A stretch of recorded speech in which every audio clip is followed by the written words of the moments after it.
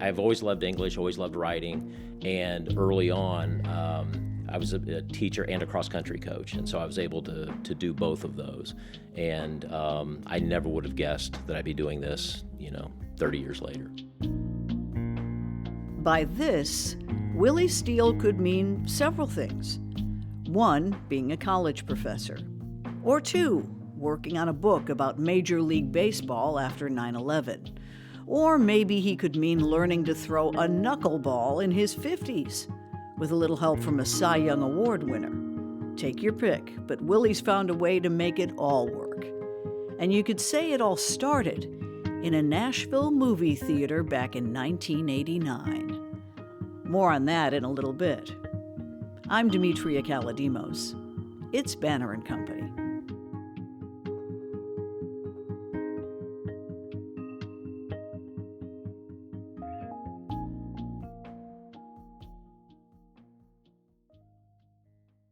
Well, thanks for doing this, Willie. Absolutely. Thanks for having me. We were put together as buddies. Yes. In my 1-year stint Yeah. at Lipscomb, and I got to thank you even today for making that time for me easier. Well, I hope I did anyway. I remember when they told me, when the provost told me, said, "Hey, you're going to be the faculty mentor for Demetria." I was like, "What?" It was, and I think it was about 10 minutes before it actually happened. So, but no, it was a lot of fun. No, thank you again. When you were like in the 6th grade, would you have guessed that you'd become a college professor? No, I was supposed to play outfield for the Pittsburgh Pirates. Of course. And then by the time I got to 7th grade, I realized that wasn't going to happen. But no, I never in a million years would have guessed that I would be doing this. Where are you from? You came here for college, right? I did. I grew up in a little town in between Columbus and Cincinnati, Ohio, middle of nowhere, lots of hog farms and soybean fields, and came down here in '91 to go to Lipscomb. And I went home after that first year to work over the summer, and that next year I stayed down in Nashville. Ohio is a good place to be from. Wonderful people, great place to grow up, but I fell in love with Nashville, the people, the culture, and just have always considered this since that time to be home. Was Lipscomb a family tradition? Yeah, so my dad worked for a small church in Ohio, and we would come down. They used to have an event every summer where people from all over the country would come in, and we came down, and we would spend an extra couple of days and turn it into a family vacation. And I just really kind of felt like, boy, Nashville's just a great place. It was as we were talking earlier, it was a different city back then. In the 80s and early 90s, but I fell in love with it and decided to make it home. But yeah, it kind of became a tradition with a lot of folks in our community coming down and meeting some folks from around the country and doing events on campus and things like that. So, was your dad a preacher? He was for 21 years, and then eventually he was working in a small town. You're sort of a jack of all trades. He did a lot of other jobs, was an EMT, worked with a mentally handicapped school for several years. And so, yeah, Dad was like the most gifted guy that I've ever known, like being able to, you plug him into anything and he would make it work. I wish I were more like that. Let's go back to 1989, though. You went to the movies, and it sort of set the course for your academic and professional life in a way. Yeah, you've done some research. A little bit. Yeah. It was funny. We were down here. We were in Nashville, and my brothers. I've got 2 brothers and a sister, but my brothers and I and some friends loaded up and went out to the old Fountain Square movie theater. And now I'm starting to date myself a little bit. Right. Went out to the old Fountain Square movie theater, and everybody in the group, except me, wanted to go see the latest Indiana Jones installment. I think it was Indiana Jones and the Last Crusade. But I had seen this trailer about a guy who plows under his cornfield and builds a baseball field. I mean, I'm all in.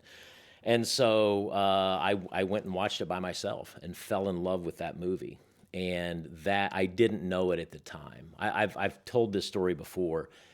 In the novel Shoeless Joe that was turned into the film Field of Dreams, the Doc Graham character, played by Burt Lancaster, in the film, says hardly anybody recognizes the most significant moments of their lives while they're happening. It's only years later.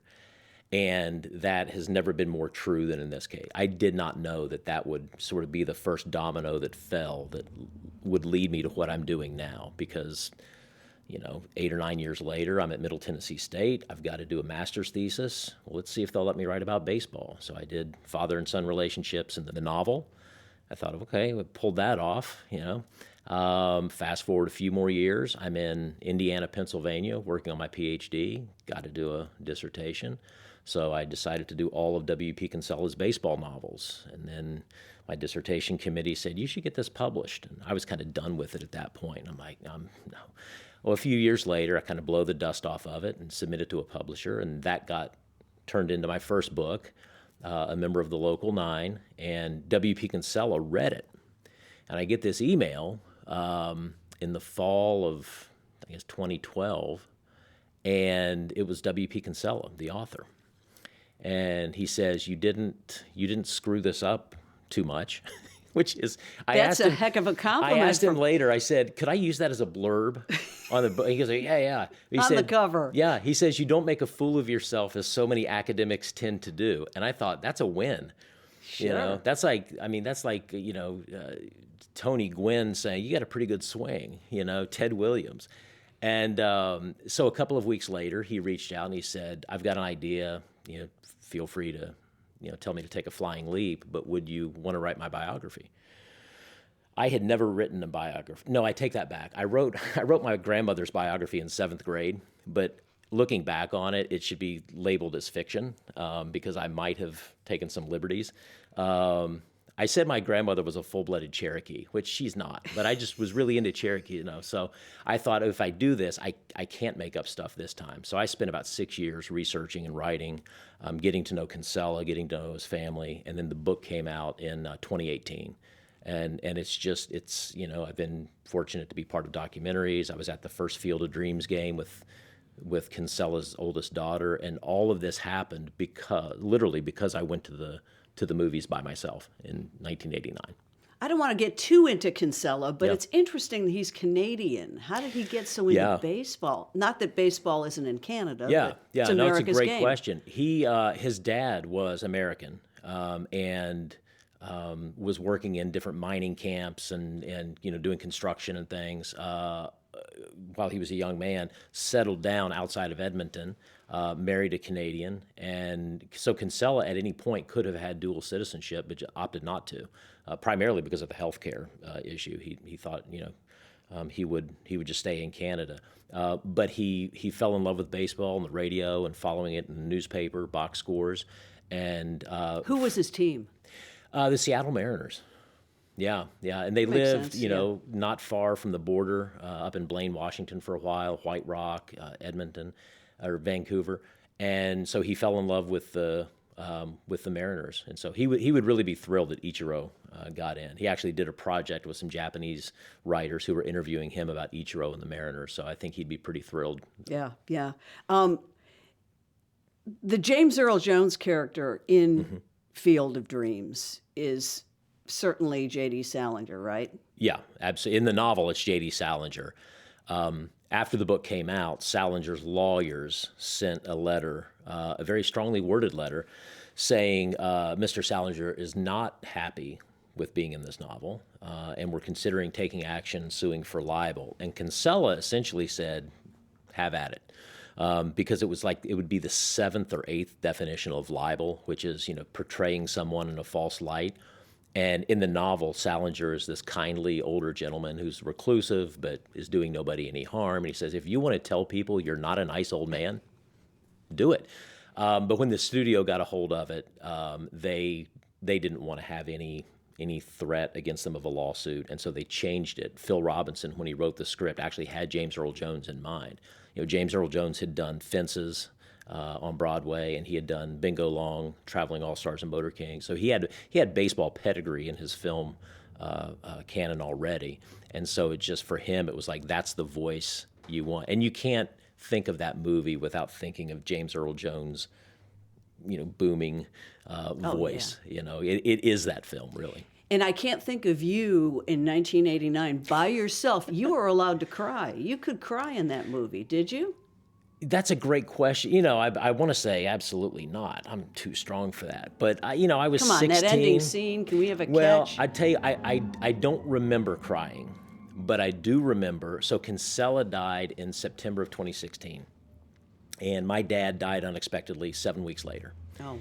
And it was the longest time before I watched that movie. And, I've even, even before Dad died, I would, kind of get emoted, like, boy, it's a beautiful scene.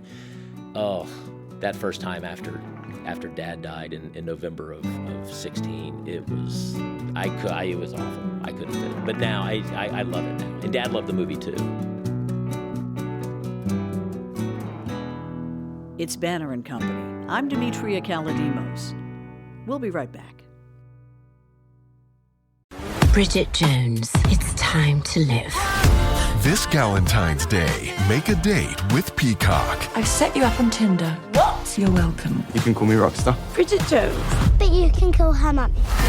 Experience the final chapter of Bridget's unforgettable journey. By all that's holy, Bridget Jones. You are a brilliant woman. Embrace the chaos. Enjoy your weekend, Mrs. Darcy.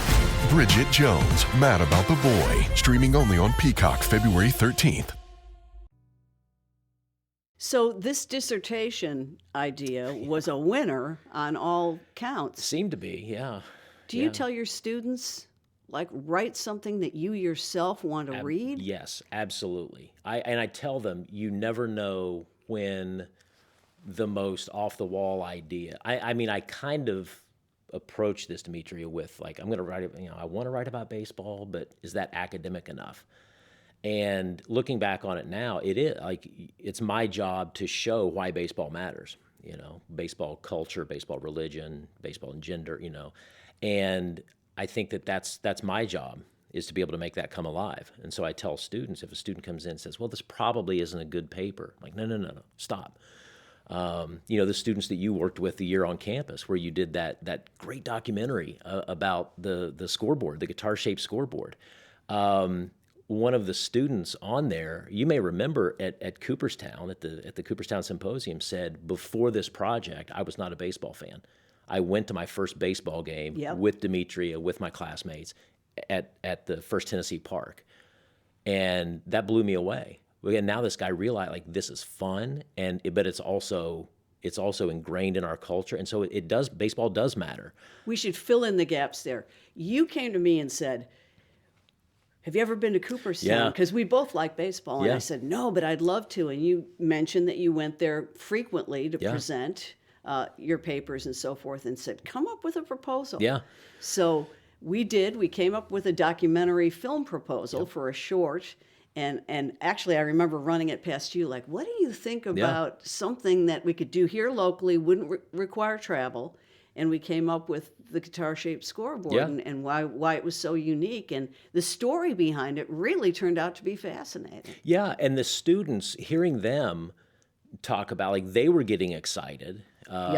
Just the topic, being able to work with you and the experience they were getting from that. But also this, there's this thing now that they can point to and say, I was part of that. I helped film that. I helped interview R.A. Dickey. I did all of these different things. And I think for students, I used to, unfortunately, in my career, I would have them write a paper for one person, and that was me. And now I tell them, cast a bigger vision, right?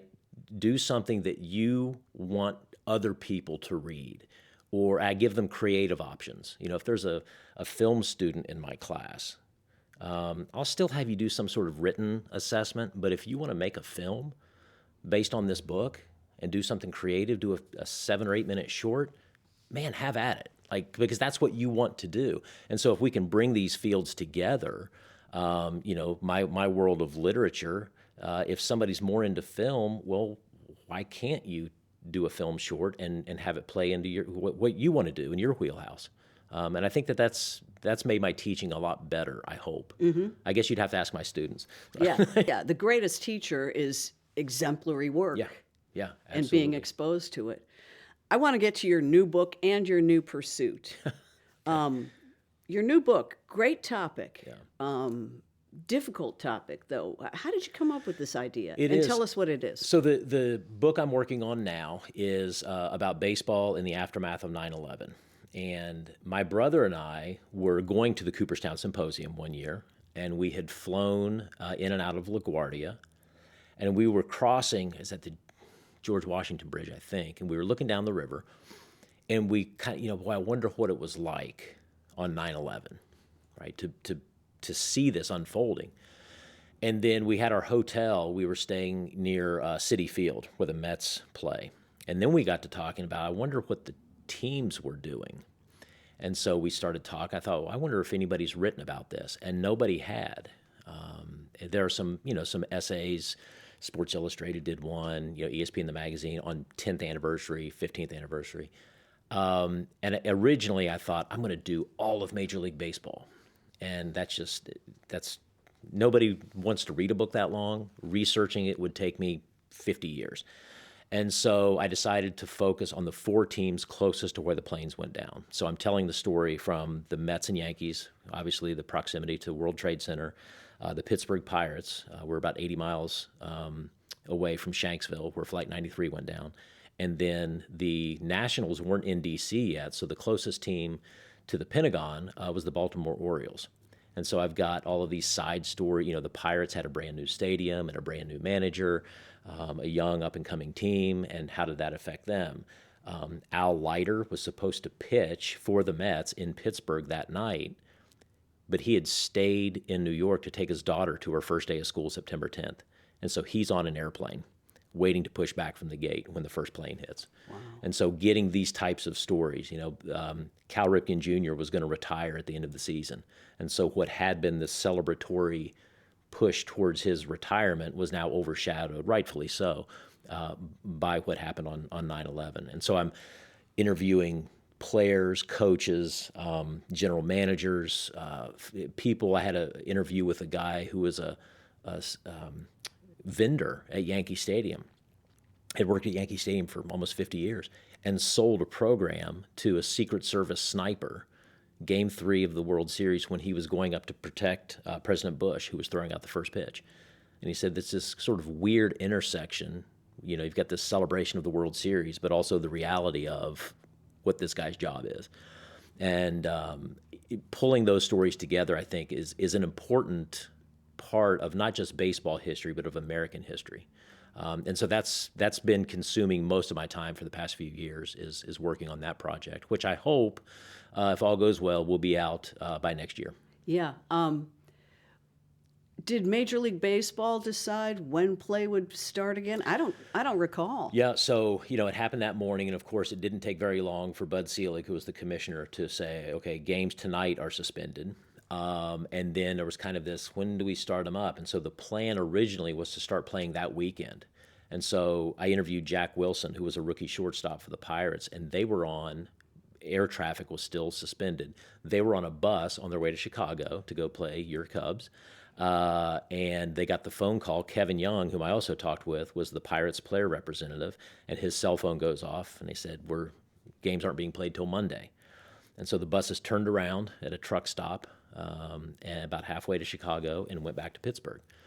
And so the first games back were on September 17th, that Monday. So it was a week. Which surprised me. Yeah. It felt like it was longer, like looking back. And so the game was supposed to be played at Shea Stadium with the Pirates and Mets, but Shea Stadium was being used as a kind of a holding area for supplies and relief efforts and things. And so they flipped the game. So the Mets came back to Pittsburgh. The Yankees, a couple days later, opened up, resumed their season in Chicago with the White Sox. So it's interesting going back, and some things I remember very clearly, and then other things, I'd forgotten that happened. And then other things I'm learning for the first time. And it's interesting getting, all of us who are old enough to remember 9/11, remember exactly where we were. Sure. I was teaching and coaching in Portland, Oregon, and the first rumors coming through, a small Cessna hit the World Trade Center, and so it's interesting hearing all of these players, who are telling me the same types of things. Well, the first rumor was this, and I heard it from here, and this. And so being able to pull those stories together, I think, is going to be kind of an interesting time capsule for baseball history, but as I said, also just American history. Yeah, not many people, of course, were around for Pearl Harbor, but they had the same sort of... Exactly. Well, that was December, but Yeah, still. yeah. But I remember talking with my grandmother about Pearl Harbor while she was living, and she said, we got home from church and, there was an announcement on the radio. And so those types, every generation has those moments.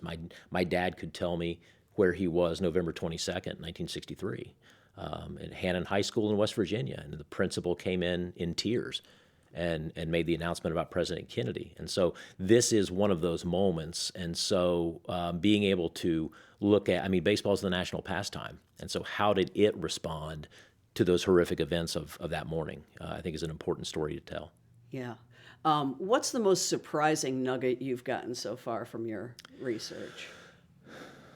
Oh, that's a great question. I think just how, when I think of Major League Baseball players, I think kind of like, well, they've got it made. It's fun. Yeah, it's always fun. Staying in 5-star hotels and get, they eat whatever they want and sleep in late. And they aren't any different. This sounds like a really kind of a boring nugget, but for me the most fascinating thing is they are just like we are, Demetria. And they were as scared as we were.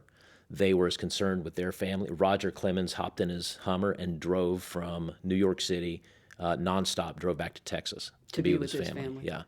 And, Jack Wilson for the Pirates found out about the first plane hitting. He and his wife had just found out that she was expecting their first child. And they were going into the doctor's office, riding this high of we're going to have a baby, and then they walk in and see what's on the screen. Wow.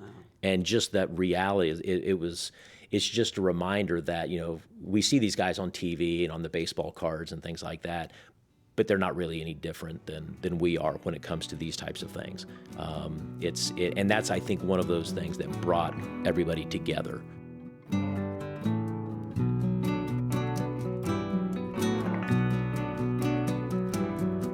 It's Banner & Company, and my guest is writer and Lipscomb professor Willie Steele. We'll be right back. We talked earlier about our little Lipscomb documentary project, which connected my students with the great R.A. Dickey. Yeah. I was more of a fangirl meeting this Major League Cy Young winning idol than the students were, but he was very gracious, and of course, he famously became a knuckleball pitcher, and his entire game changed. Yeah, yeah. So you have been bitten by the knuckleball bug, and how? Yeah. Why? So, where to start? Okay, so I'm doing all this 9/11 research, and it gets really heavy. And so I've got 2 daughters, and for years we would go, I coached their softball team when we lived in Oklahoma, and my youngest daughter and I she's kind of both my daughters have gone with me to games, but the first Field of Dreams game in Iowa, my youngest daughter went with me, and we were sitting with Kinsella's, and it was great, and we're playing catch out on the field, and it's wonderful. And so I would say, hey, Marianne, come out and catch my knuckleball. And so we would throw, and it was pretty awful. And so I got the idea, I want to learn how to throw a knuckleball. You remember the writer George Plimpton? Sure. Yeah, so Plimpton, used to write for Sports Illustrated, and he pitched against, the plan was to pitch against both the American League and the National League, kind of an all-star exhibition that they had at the end of I think it was the 1960 season, 61 maybe. And he didn't finish the first inning. It was embarrassing, but he wrote a whole book about it. He ended up writing Paper Lion, where he played for the Detroit Lions in preseason. And so I thought, okay, I'm going to learn how to throw a knuckleball, and I'm going to get into a game. So I mentioned this to Brian Ryman, the director of baseball operations at Lipscomb, and he starts laughing. We're in his office. He goes, let's call R.A. I'm like, well, not right now. Let me think this through. Practice a little. Yeah. And so, but a few days later, I get this email from R.A. Dickey and says, so explain what you're wanting to do. And I tried to explain, I want to throw a knuckleball. How hard could it be? Turns out, pretty darn hard. But R.A. came over to campus. And the next thing I know, I'm throwing a 45-minute, hour bullpen session with R.A. Dickey. And he and Marianne, my youngest daughter, gave me similar advice. Every now and then, I would get one that did what it was supposed to do. And both R.A. and Marianne would say, just keep doing that. I'm like, well, Whatever it is you did, yeah, do it again. if I could do that, I wouldn't be teaching. I'd be getting ready for spring training. Yeah. And so last week I flew out to California and did a clinic with a group called Knuckleball Nation. A guy named Chris Nolan put it together, and he's kind of the knuckleball expert. And Charlie Huff, who pitched 25 years in the major leagues, was there. And so I got to interview him and got a 10-minute bullpen session with him. And I followed a 12-year-old kid who's learning to throw the knuckleball. And then here comes this 50-something college professor who comes in. And, Charlie sort of looked and he goes, now, what are you doing? I said, I'm learning how to throw a knuckleball. And so... Who did better, you or the kid? Let's just focus on the fact that we were both there. Okay. But the kid's been throwing for 3 years. His dad started teaching him a knuckleball when he was 9 years old. Wow. And Charlie Huff watched him throw and said, I don't have anything to tell you except get bigger, grow up. Amazing. You got great form, you got great delivery. And then I had to follow that up, Demetria. And I did not get those compliments. Like everything that Charlie didn't have to tell this kid, I got tenfold. Put your hand here, do this, So I'm not giving up the teaching job yet, but the plan is to still find a team that will let me pitch an inning. You don't care where? No, I've reached out to the guys at the Baseball Hall of Fame. They did a classic, the East-West Classic, and here's the way I look at it. Somebody said, aren't you worried about embarrassing yourself? I said, no. Here's why. If I come back next fall, I go to the first faculty meeting, right, like the one you were at. They say, how was your summer? And if I say, well, I gave up a 600-foot home run to King Griffey Jr., that's a pretty good story, right? Yeah. If I come back and they say, how was your summer? And I said, King Griffey Jr. screwed himself into the ground trying to hit my knuckleball, and I struck him out on 3 pitches. Now I got a better story. And so really it's a win-win. And so, yeah, we'll see what happens. But it's sort of like the quest for the perfect knuckleball, which I'm realizing isn't a thing. You throw it and hope for the best is really what happens. Yeah. For those uninitiated or uninterested in baseball, and I can't even imagine someone that's not interested in baseball. I feel bad for them. Yeah, me too. Yeah. Explain what the knuckleball does and why it's so just elusive. Yeah, so with a knuckleball, you're really throwing it with your fingernails, right? And the way I hold it, the way I make it sound like I know what I'm talking about. Right. The way RA showed me to do it, and Charlie, your first 2 fingers, your middle finger and your pointer finger are dug in there, and you're kind of holding it with the thumb and the ring finger as kind of guardrails. And when you release it, a regular pitch will spin back, right? And that's how it gets movement. With a knuckleball, it's actually tumbling forward, and as it tumbles, the air will catch the seams, and it sort of directs it wherever it's going to go. And with guys like RA who were throwing, he'd been throwing 90 plus miles an hour and now was taking speed off of it. He was still throwing in the 70s and low 80s, but with less movement. And so the ball would kind of dance around.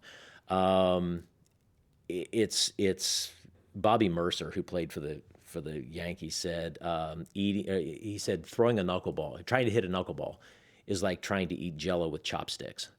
And I'm realizing that that's pretty accurate.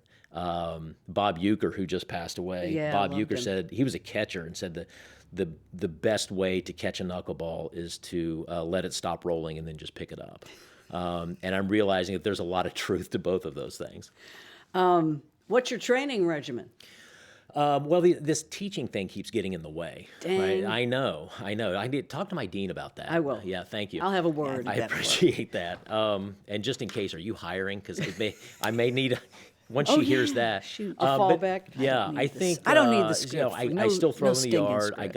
I've got a friend of mine. Banner and Company is a who production has of the said, new he'll Nashville come Banner. to campus and throw with Our me producers whenever. are And so Steve I've got my Haruch classes and Andrea structured Tudhope. where I'm only teaching Original on Tuesdays music and is by Thursdays this Verlin semester. Thompson. And so the plan is Subscribe to wherever you get your get in the podcasts, bullpen or go to as much as I can on Monday, Wednesday, nashvillebanner.com. Friday, and then You're keep in throwing good with company. the girls on Saturday, Sunday, and see what happens. So your daughters catch for you? Oh yeah, Banner and Company well, is a my youngest production of the especially new because Nashville my oldest lives Banner. on campus now, right? So Okay.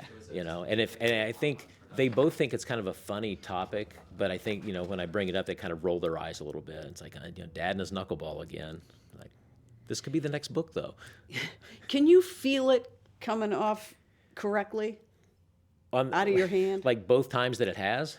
Yes. When it does, it's like, oh, okay, I can do that. And then I get inside my own head. Right. And that's what I'm hearing from a lot of these guys. I asked RA, I said, can you tell when it's going to be a good day?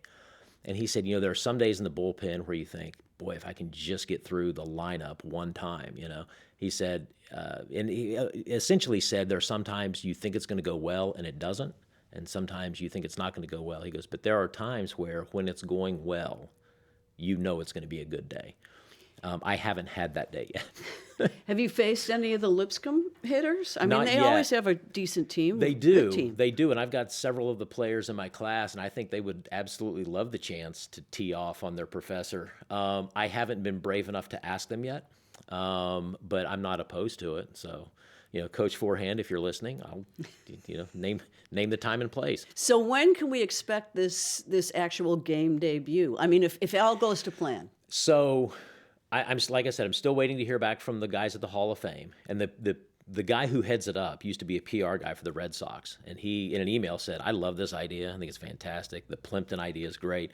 I don't know that we're going to do that game, and if we do, I don't know that everybody else will be as receptive."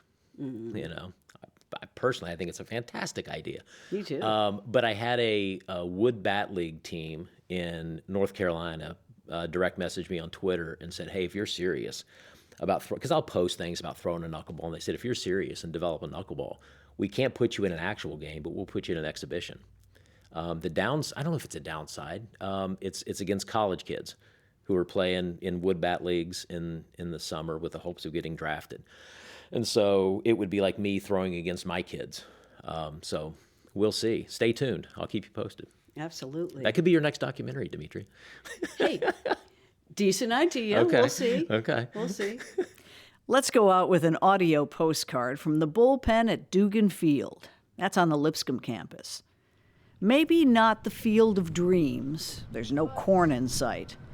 But it is a place where father and daughter can play a little catch. And then, you got it. Coach over here, you got that. You're good, coach. Well, I'm not very good at catching anything. So, different for sure. I don't know, I kind of just, I'm more like watching him throw it, honestly, because I haven't witnessed it in person at all. This is my first time seeing his knuckleball, so I'm kind of mesmerized by that before I catch it. I think it's so cool. Lifelong dream fulfilled. I think he's always been a big baseball guy. I think it's pretty cool that he gets to take time off of work and do it. Yeah, for a long time. I don't know, since it was safe, I guess. Kindergarten, yeah, since I was able to. I don't know. We just would go out in the backyard, play catch. He'd always get me new glove when I outgrew it. Yeah. I've tried to teach her knuckleball a couple. See, that one did what it's supposed to do. Yeah. I mean, if he wants to teach me, I guess I got that. Maybe. Honestly, I don't know. That can be his thing. Banner and Company is a production of the New Nashville Banner. Our producers are Steve Haruch and Andrea Tudhope. Original music is by Verlin Thompson. Subscribe wherever you get your podcasts or go to NashvilleBanner.com. You're in good company.